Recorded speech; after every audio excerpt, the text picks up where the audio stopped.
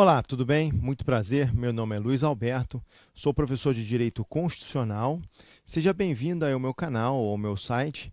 E agora eu vou corrigir uma questão da banca CESP-NB, analista judiciário, ou seja, nível superior.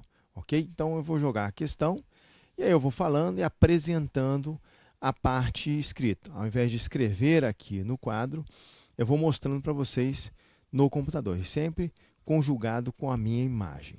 Então, a iniciar aqui a questão, deixa eu só pontuar aqui para vocês, tem aqui, no que se refere, então, TRE Goiás, né, analista judiciária, área judiciária, a J significa analista judiciário, 2015.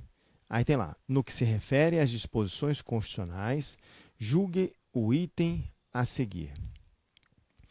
As constituições estaduais promulgadas pelos Estados membros da Federação são expressões do poder constituinte derivado decorrente, cujo exercício foi atribuído pelo poder constituinte originário às assembleias legislativas. Então, nós estamos analisando aí a teoria do poder constituinte. E essa teoria do poder constituinte tem um precursor. Quem é ele? Emanuel Sias. Emanuel Sias, com a sua obra O que é o Terceiro Estado, trouxe aí a teoria do poder constituinte. Então, vou colocar aqui para vocês, está lá, ó, precursor. Emanuel Sias, em uma obra O que é o Terceiro Estado. E esse abade, Emanuel Sias, ele destacou que o poder constituinte ele tem um titular. Quem é ele? O povo. Então, poder constituinte é uma técnica, uma ficção jurídica, o qual ou a qual o povo tem ali um determinado poder. Aqui no Brasil, isso é representado até pelo artigo 1º, parágrafo único da Constituição Federal, e também pelo artigo 14, que diz o artigo 1º, parágrafo único da Constituição. Todo o poder emana do povo, que exerce por meio de seus representantes eleitos ou diretamente nos termos desta Constituição. E lá no artigo 14 está expresso: a soberania popular será exercida pelo sufrágio universal e pelo voto direto e secreto, com valores iguais para todos e nos termos da lei mediante plebiscito, referendo e a iniciativa popular. Tudo bem? Então, só estou mostrando para vocês, né, exemplos aqui da força que o povo tem dentro de um Estado. E quando se fala em povo, povo é o conjunto de nacionais. E os nacionais são os brasileiros natos ou brasileiros naturalizados.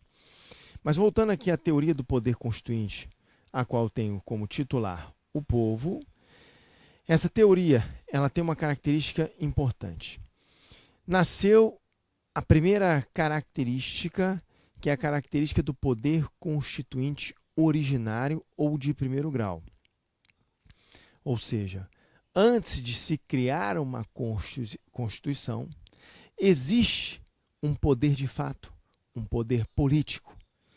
E esse poder de fato, esse poder político, é representado pelo poder constituinte originário ou de primeiro grau. Então, grave isso que você já caiu em prova. O poder constituinte originário ou de primeiro grau é um poder de fato, é um poder político. Por quê? Porque não um poder vinculado a alguma ordem constitucional, porque ela não existe. Então, vou colocar aqui para vocês. Olha lá, poder constituinte originário ou de primeiro grau é um poder político, é um poder de fato. E esse poder político, esse poder de fato, é o que vai criar uma Constituição. Vai criar uma nova Constituição. E a partir do momento que ele cria uma nova Constituição, ele irá possuir uma série de características. Esse poder constituinte originário de primeiro grau, ele vai ser inicial, ele vai ser incondicionado, ele vai ser limitado. Limitado, porém, tem algumas características aí, porque em técnicas de hermenêutica constitucional pode ter ali uma limitação. Mas tudo bem, depois eu posso até comentar sobre isso. E nós temos que esse poder constituinte originário de primeiro grau será autônomo.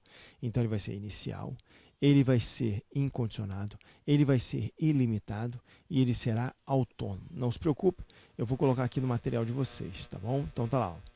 Inicial, incondicionado, ilimitado, autônomo.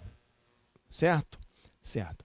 A partir do momento em que se cria uma Constituição Federal, nós temos a criação também de um poder constituinte derivado ou de segundo grau.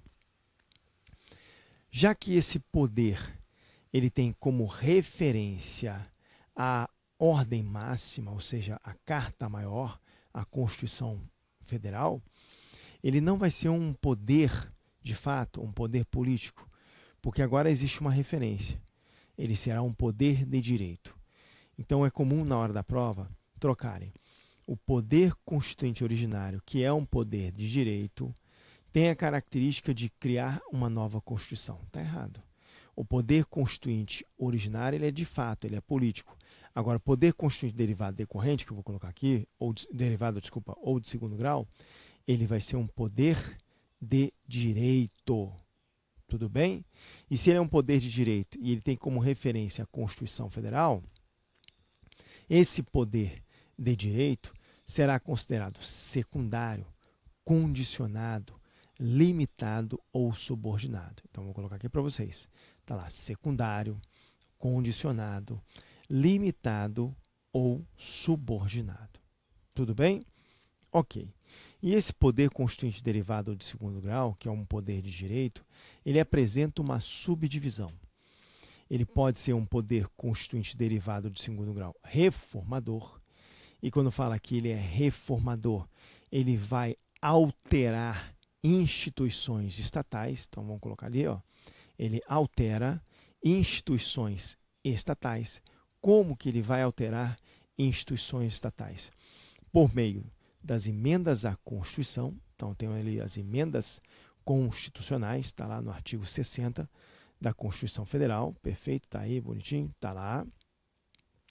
E eu tenho que esse poder constituinte derivado reformador também terá outra característica, que é a emenda constitucional de revisão. Então, a emenda constitucional de revisão, não podemos esquecer, ela já foi exercida em 93, está lá no artigo 3º do ADCT. Então, está lá, ó, revisão com emenda constitucional de revisão. E tem aquela técnica jurídica de alterar, a técnica de interpretação, desculpa, em alterar informalmente a Constituição, que é a chamada mutação constitucional ou poder constituinte difuso, que integra o poder constituinte reformador. Então, vou colocar aqui, ó, tá lá. Poder constituinte difuso, que é caracterizado pela mutação constitucional. Então, perceba você que quando eu falo em poder constituinte originário e quando eu destaco poder constituinte derivado reformador, eu estou destacando possibilidades de alterar a Constituição Federal. Então, vou colocar aqui, ó, estão relacionados à Constituição Federal, ok?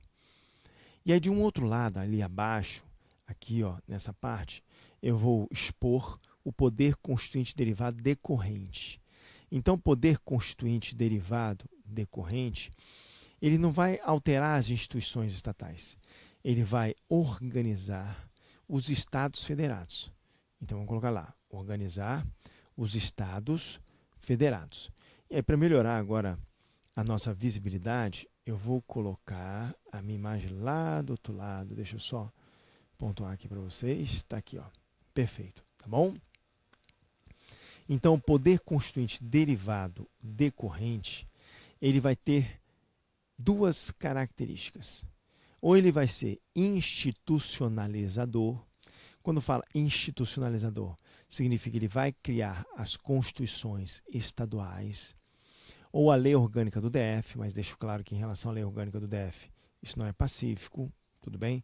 Por quê? Porque essa técnica ela é antiga. Então vamos colocar institucionalizador. Está lá, constituições estaduais, lei orgânica do DF, divergente. E esse poder constituinte derivado decorrente, além de criar criar constituições estaduais, ou a Lei Orgânica do DF, também vai atualizá-las. Vai atualizá-las por meio da reforma. Então, aqui embaixo, cadê? Aqui embaixo, eu vou colocar a reforma. Reforma de quê? Reforma da Constituição Estadual e da Lei Orgânica do DF. Perfeito? Tranquilo? Então, nós temos aqui logo abaixo, tá, nessa característica da Constituição Estadual, quando você tem o poder constituinte derivado decorrente ou poder constituinte derivado poder constituinte derivado institucionalizador ou poder constituinte derivado decorrente de reforma, ele está vinculado à Constituição Estadual ou à Lei Orgânica do DF. Tudo certo? Ok.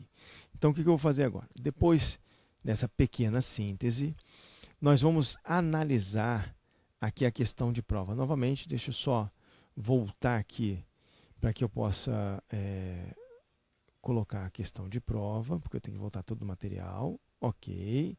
E aí, vamos lá. Então, vamos colocar de novo a questão. Está aqui. Então, a questão diz o seguinte. No que se refere às disposições constitucionais, julgue o item a seguir.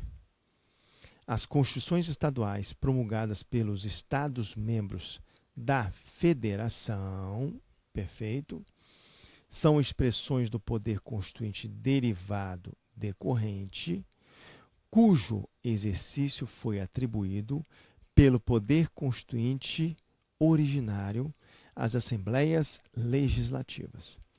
Tudo bem? Então, nesse caso aqui específico, essa questão está correta, porque está extremamente compatível com o que eu disse para vocês. Então, vou colocar aqui, ó, questão certa, compatível aí com o que eu falei com vocês. E é isso, pessoal. Então, nós vamos finalizar aqui a nossa aula. Queria agradecer a todos vocês pela oportunidade de estar mostrando o meu trabalho. Espero que tenha atingido aí as expectativas. Fique com Deus e um forte abraço.